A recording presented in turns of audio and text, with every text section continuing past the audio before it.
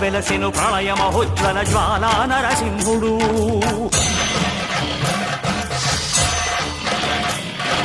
భక్తాభీష్టములన్నీ తీర్చే లక్ష్మీ నరసింహుడు.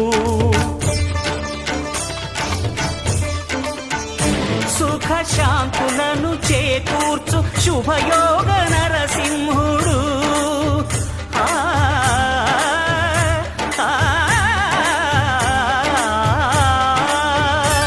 సుఖ శాంతులను చేకూర్చు శుభయోగ నరసింహుడు.